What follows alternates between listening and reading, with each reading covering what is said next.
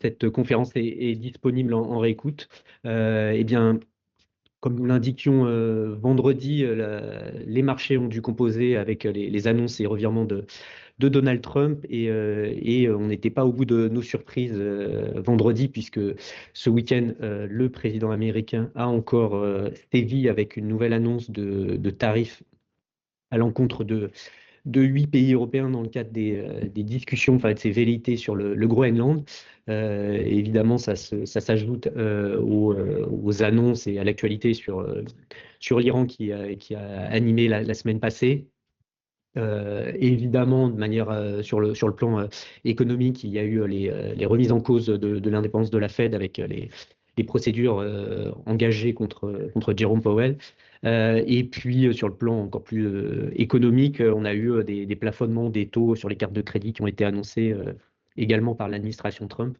Toute une série d'annonces qui augmentent la volatilité sur les marchés.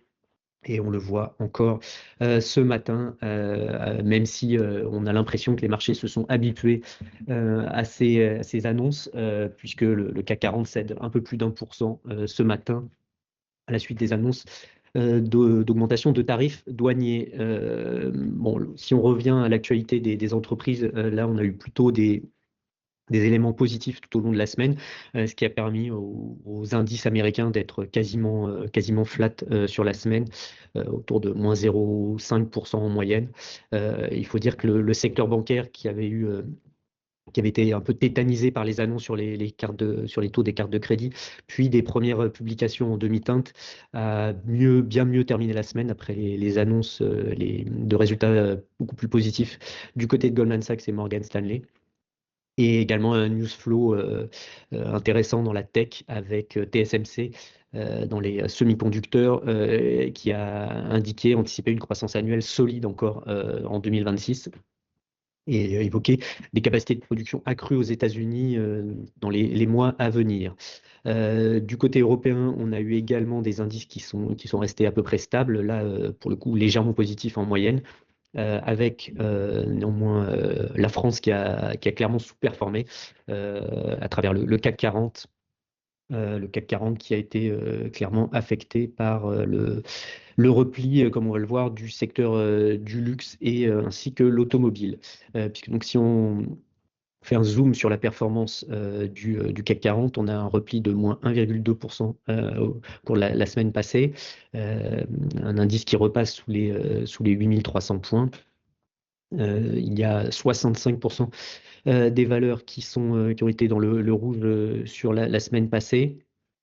Et comme je l'évoquais, une semaine négative pour le secteur du luxe avec Kering qui a cédé 9%, LVMH moins 6,6% et EssilorLuxottica moins 2,5%. Des replis qui font suite à publication assez fraîchement accueillie du géant suisse Richemont, qui pourtant a dépassé les prévisions des analystes en termes de croissance au titre de son troisième trimestre 2025-2026.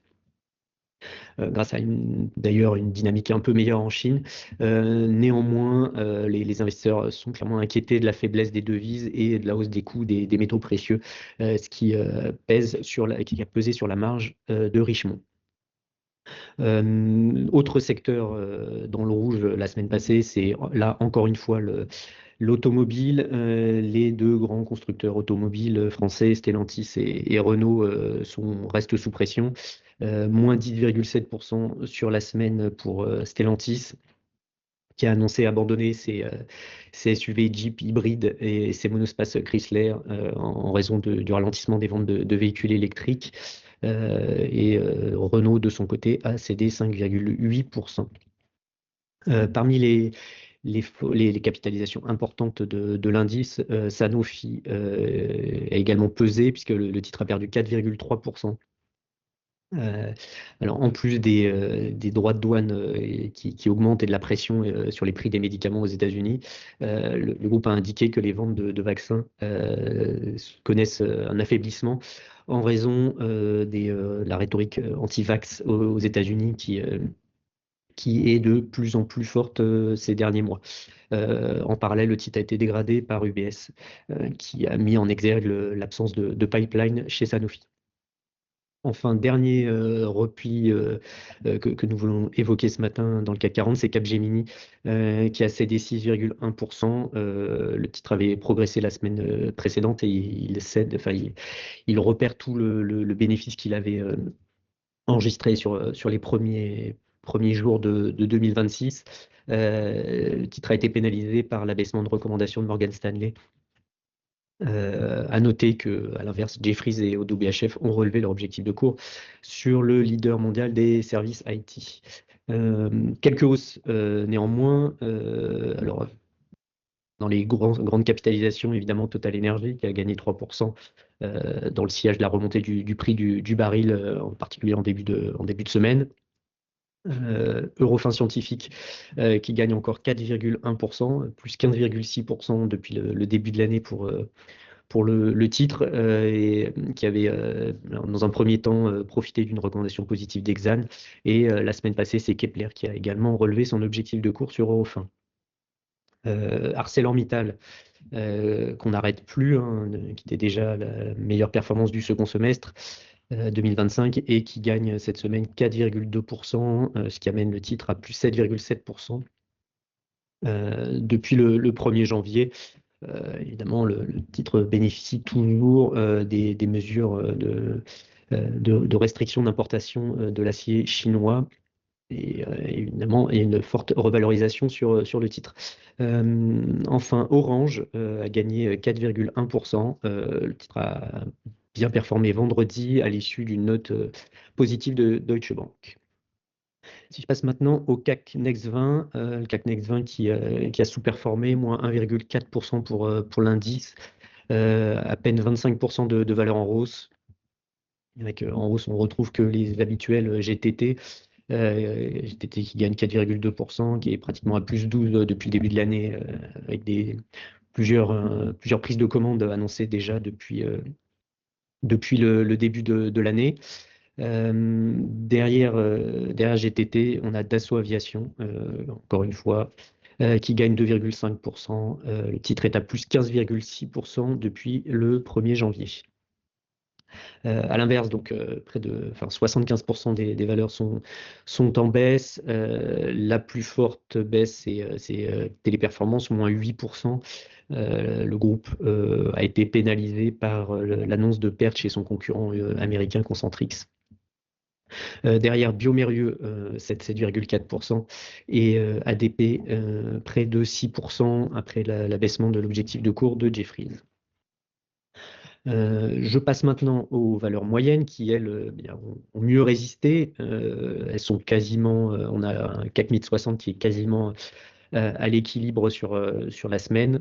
Un équilibre aussi qu'on retrouve entre les valeurs en hausse et les valeurs en baisse. Une performance qui est quand même notable puisque l'indice a été fortement pénalisé par la chute de Vusion Group, hein, Vusion Group qui a cédé 25,6% au cours de la semaine. Le titre est à moins 29% depuis le 1er janvier. Le groupe n'a pas réellement communiqué suite à cette baisse du titre. On peut expliquer le repli du titre par un ralentissement déjà des prises de commandes observées dès le T3. On n'était plus qu'en hausse de l'ordre de 12% sur les prises de commandes contre 26% sur un an glissant. Après une très forte croissance en 2025, on a un ralentissement de la croissance à venir en 2026, mais qui devrait quand même être importante. C'est surtout sur 27-28 que les interrogations se portent avec évidemment la fin du contrat Walmart. Et donc une difficulté à se projeter sur cet horizon et donc un mouvement de sortie sur le titre qui a pesé près de 0,4 points sur la performance de l'indice. Parmi les autres baisses, Pluxee a reculé de moins 10%, toujours pénalisé par la réforme réglementaire au Brésil qui va affecter son activité. À l'inverse, on a eu quand même un flot assez significatif de hausse, puisqu'on a quand même 4 valeurs qui progressent de plus de 10% et 6 valeurs qui progressent de plus de 7%. En tête, le secteur des satellites avec Eutelsat qui a progressé de près de 17% après l'annonce lundi dernier d'une commande de 340 satellites supplémentaires OneWeb auprès d'Airbus afin d'assurer la continuité opérationnelle de la constellation. Ce mouvement positif sur Eutelsat a également été observé sur SES, SES qui gagne 7,2%. Le groupe SES, lui, a renouvelé son contrat avec les forces de défense australiennes, ce qui a donc permis au titre de progresser. Et SES est en hausse de 18,4% depuis le 1er janvier. On est à plus 31% sur Eutelsat. Derrière, on notera le rebond de 13,4% d'Ubisoft. Il y a eu des rumeurs de remake des jeux Assassin's Creed 4 et puis Prince of Persia qui ont redonné un peu de carburant et de catalyseur sur le titre Ubisoft. À noter que Goldman Sachs a dépassé les 5% du capital également. On n'arrête plus Eramet qui gagne 11,9%, ce qui porte la hausse à 40% depuis le 1er janvier. Le titre qui avait souffert en 2025 et qui était notamment vendu par les investisseurs qui pouvaient lui reprocher son absence du marché du cuivre, qui était la matière première la plus dynamique. Eh bien, depuis le début de l'année, Eramet profite, même depuis mi-novembre, du rebond spectaculaire des matières premières qu'il exploite, avec en particulier le nickel. Nickel qui progresse très fortement depuis l'instauration à venir de quotas en Indonésie.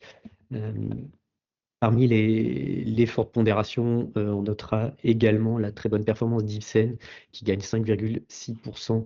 Les autorités sanitaires américaines ont accordé à l'un de ces médicaments la désignation de thérapie innovante qui doit donc accélérer la mise sur le marché de ce produit.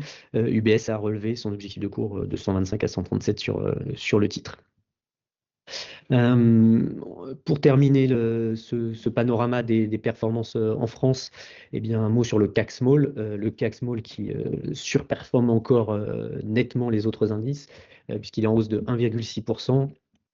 Je dirais que dans la lignée de 2025, ce sont encore les biotech qui tirent la performance, puisque Inventiva bondit de 39,4%. Le groupe est désormais valorisé plus d'1 milliard. On a son ADS aux US qui progresse fortement dans de larges volumes. Il y a eu un broker, Leerink Partners, qui a démarré le suivi avec un objectif de cours à $12. Et donc cette hausse de Inventiva qui représente désormais 5,7% de la pondération de l'indice a généré 2,2 points de performance. Si on rajoute la progression de DBV qui gagne 22% également, on a une contribution qui est de près de de plus de 2,8 points lié à ces deux valeurs, qui expliquent la hausse de l'indice CAC Small. On a en parallèle, dans un tout autre secteur, Plastivaloir, qui a bondi de 28%. Il y a un peu d'actualité sur le titre, qui a publié ses résultats annuels qui montraient un désendettement un début de désendettement, sachant que évidemment c'était le sujet numéro 1 sur Plastivaloir.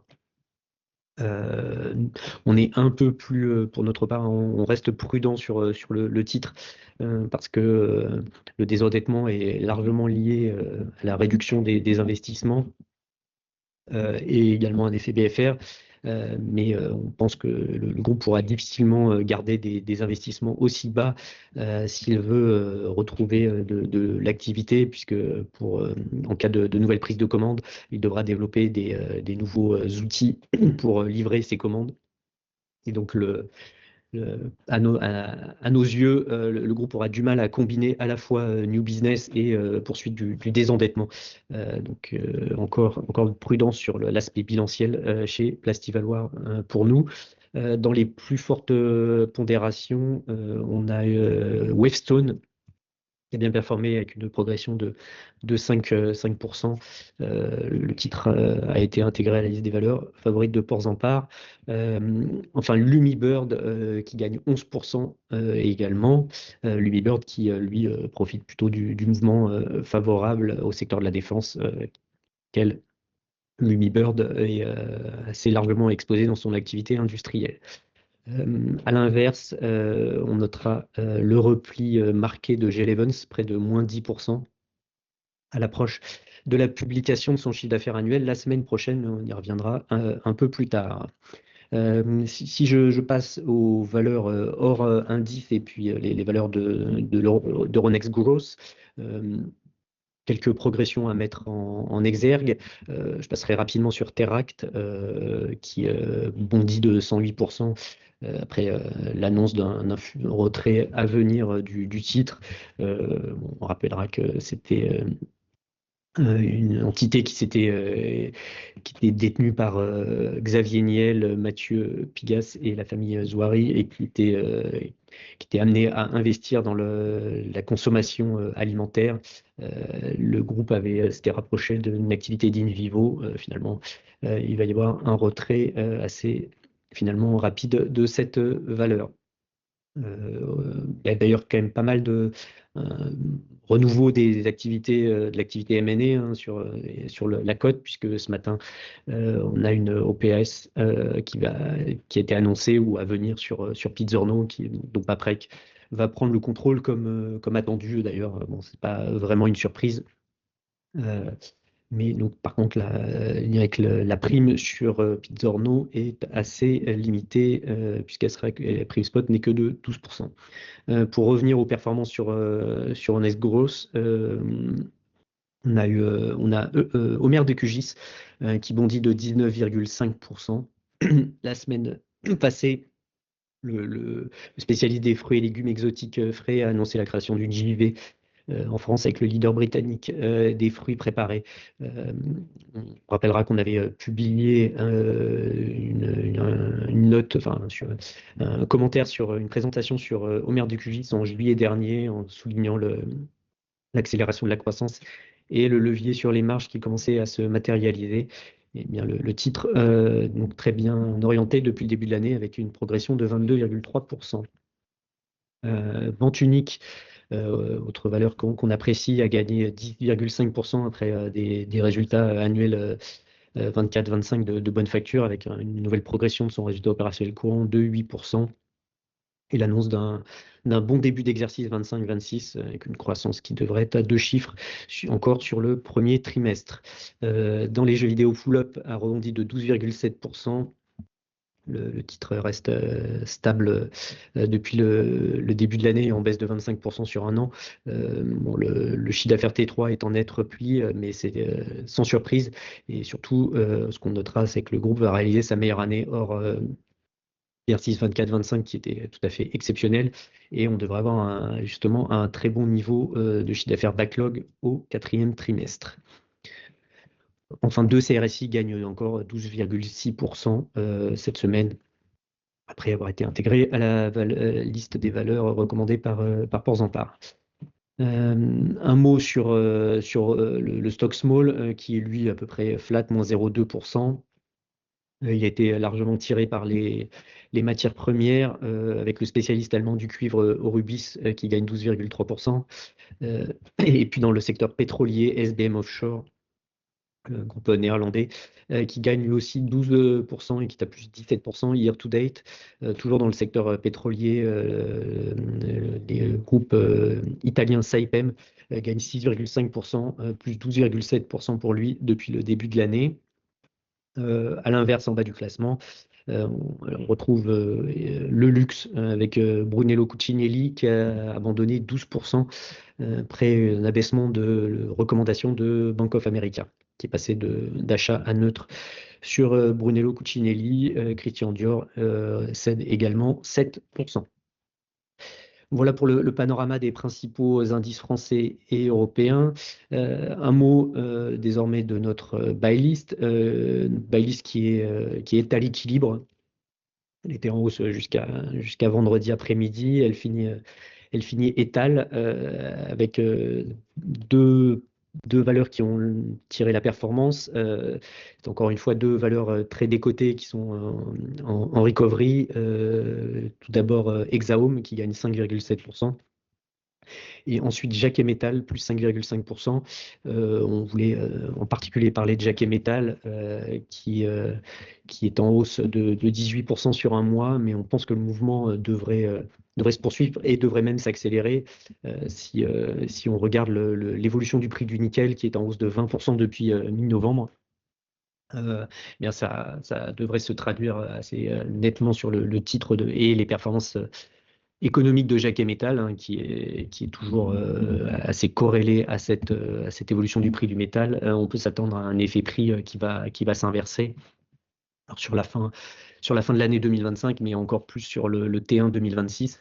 Et au vu de la bonne, finalement, de la résistance, de la résilience même des résultats de Jacquet Metals jusqu'à présent, malgré des effets prix négatifs, on devrait avoir un rebond des résultats qui devrait apparaître plus nettement en 2026 et donc une revalorisation qui devrait être à nos yeux mécanique puisque le titre continue de se traiter sous l'actif net. Dans un tout autre secteur, Sword Group a gagné 1,6%. Le groupe rebondit à l'approche de la publication de son chiffre d'affaires et de son EBITDA annuel qui arrivera la semaine prochaine. On attend une poursuite de la croissance organique de l'ordre de 11-12% sur Sword, qui, compte tenu de la profondeur de son backlog, devrait poursuivre sa dynamique de croissance organique à deux chiffres et ça devrait être je dirais, conjugué à une activité M&A un peu plus marquée. Il y a déjà eu des opérations en fin d'année 2025. Et compte tenu de la cession de Tipeee de son activité au Benelux auprès de l'Union européenne, qui lui donne un peu plus de marge de manœuvre, on devrait avoir de nouvelles opérations au courant du premier semestre. Enfin, autre contributeur à la hausse de notre liste des valeurs favorites, c'est la valeur grecque Cricri Milk qui a gagné 1,4%. Une bonne performance pour Cricri, qui, je le rappelle, est en hausse de près de 5% depuis qu'on a initié le suivi. L'autre valeur que nous avons initiée, le finlandais Relais, est en hausse de 7% depuis l'initiation. À l'inverse, Fnac Darty a pesé sur la performance avec moins 6%. Pas d'actualité particulière. Infotel a également reculé de 4%. Et puis, Fountaine Pajot a cédé 2,8%. Alors que le groupe a présenté ses résultats annuels et ses perspectives, des résultats annuels qui montrent une bien meilleure résilience que ses confrères, hein, puisque le chiffre d'affaires de Fountaine Pajot n'a reculé que de 10% en organique.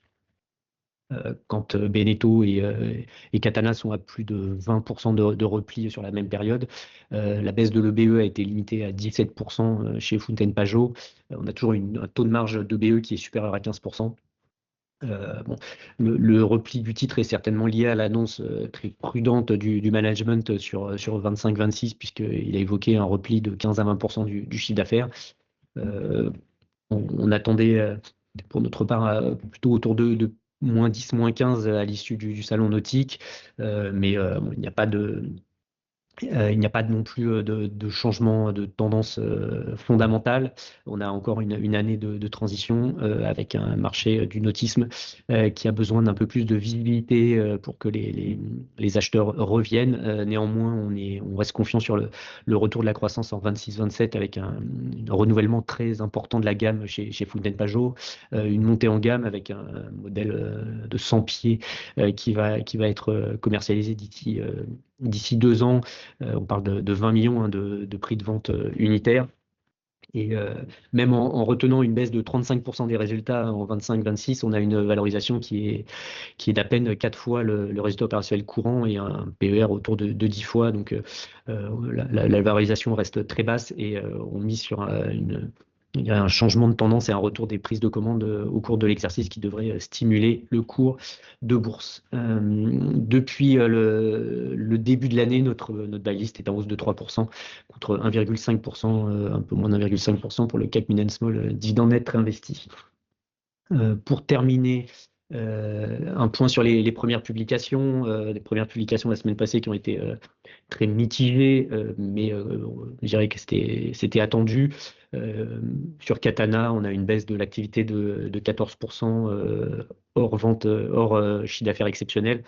Ce chiffre d'affaires exceptionnel qui est lié à, je dirais, un changement de RP avec l'un des fournisseurs qui a généré un chiffre d'affaires de 17 millions d'euros, mais qui sera compensé par des charges en face. Donc, le chiffre qu'il faut avoir en tête, c'est le 13,5% de baisse du chiffre d'affaires, ce qui est globalement en ligne avec la guidance de Fontaine Pajot de baisse d'activité de 15%. Bon, globalement, les multiples du secteur sont déjà très bas. Dans le secteur, on préfère quand même Fontaine Pajot, à la fois compte tenu de son positionnement produit, son avance technologique et de son bilan qui est plus solide que Katana, par exemple. Equinox, dans le secteur de la tech, a publié un T4 en forte baisse, mais un peu meilleur quand même qu'attendu. En forte baisse sur un an glissant, hein, mais puisqu'on a un -20 en organique. Néanmoins, comme l'avait annoncé le management, on a une croissance séquentielle par rapport à un T3 qui était vraiment très bas, hein, qui était assez catastrophique. On a un nouveau CEO qui vient d'arriver. Le groupe a annoncé vider un retour de la croissance sur l'exercice 26. Compte tenu des croissances embarquées, on pense qu'elle sera très faible sur le nouvel exercice et qu'il faudra du temps pour que le groupe retrouve une rentabilité significative, une rentabilité à deux chiffres. Bon, néanmoins, il semble qu'il y ait une forme de point bas qui a été atteint. Parmi les autres publications, on notera un T4 un peu décevant sur Thermador, hein, puisque l'activité a baissé de 1,7% en organique au T4, alors que le T3 avait montré des signes d'amélioration à plus 2%. Enfin, dans le reste de notre stock guide, une information à retenir, c'est chez Ipsos la démission de Didier Truchot, le fondateur et qui était jusque-là le président, qui donc quitte la présidence pour raison de santé. Ipsos tiendra un Investor Day au cours de la semaine avec un nouveau directeur général qui est arrivé aux manettes, le troisième en quelques années. Pour terminer, eh bien, je dirais que le calendrier des publications s'étoffe cette semaine avec 10 annonces prévues dans notre stock guide. On en a noté quelques-unes, des valeurs sur lesquelles on est à l'achat, en particulier Virbac qui publiera ce soir. On attend une croissance organique de l'ordre de 7%. Bon, il y aura un effet Forex qui sera nettement plus négatif sur la fin de l'année, mais on reste à l'achat et c'est une valeur qui fait partie de nos valeurs favorites au vu de la dynamique de croissance organique, de la visibilité et on le pense du potentiel d'amélioration des marges à moyen terme avec notamment le développement aux États-Unis pour Virbac. G11, une publication qui sera attendue, puisque le cours a pas mal baissé la semaine passée. Il faut dire qu'après, à l'issue du T3, le groupe avait confirmé ses guidance annuels qui impliquaient une forte croissance au T4 sur une base de comparaison élevée. Donc il y a clairement un risque de déception. C'est clairement ce qui explique la sous-performance récente du titre. Sur moyen terme, la valorisation demeure attractive, même si, encore une fois, le momentum est moins favorable à court terme. Interparfums publiera également jeudi son chiffre d'affaires T4, qui devrait être en repli du fait de l'exposition au dollar et au marché américain. La croissance sera molle en 2026, ce qui pèse sur le titre. Il faudra quand même rester attentif à la valeur tout au long de l'année 2026, puisqu'on pourrait avoir un point d'entrée intéressant avec une inflexion attendue sur 2027 avec un programme de sortie beaucoup plus dynamique et qui devrait se refléter dans les ventes en 2027. Enfin, comme je l'évoquais déjà un peu plus tôt, Sword publiera également jeudi son chiffre d'affaires annuel et donnera, comme toujours, une indication sur l'atterrissage de son EBITDA. On attend peu de surprises. Le groupe est toujours, a une forte visibilité sur son business, donc on attend une croissance proche de 11% au T4. On devrait être à près de 12% sur l'année en termes de croissance organique et également de marge d'EBITDA. Encore une fois, on trouve que la valorisation reste abordable compte tenu de la dynamique de croissance bénéficiaire sur Sword. Eh bien voilà, j'en ai terminé pour cette présentation hebdomadaire. Je vous remercie pour votre présence et votre écoute. Et puis on aura le plaisir de vous retrouver lundi prochain pour une nouvelle édition avec je dirais un programme qui sera très dense lundi prochain, entre les 10 publications de la semaine et puis surtout une partie preview qui sera importante, puisqu'on aura une vingtaine de publications qui seront prévues sur la dernière semaine de janvier. Voilà, qui permettra de faire bientôt un premier bilan de cette année 2025 et de se projeter sur l'année 2026, mais qui risque d'être, comme 2025, assez volatile et rythmé par les annonces de l'administration américaine, comme c'est encore le cas ce matin. Eh bien, bonne semaine à tous. Bonne semaine à ceux qui nous réécoutent sur notre chaîne YouTube. Et à lundi prochain. Merci beaucoup pour votre présence encore une fois.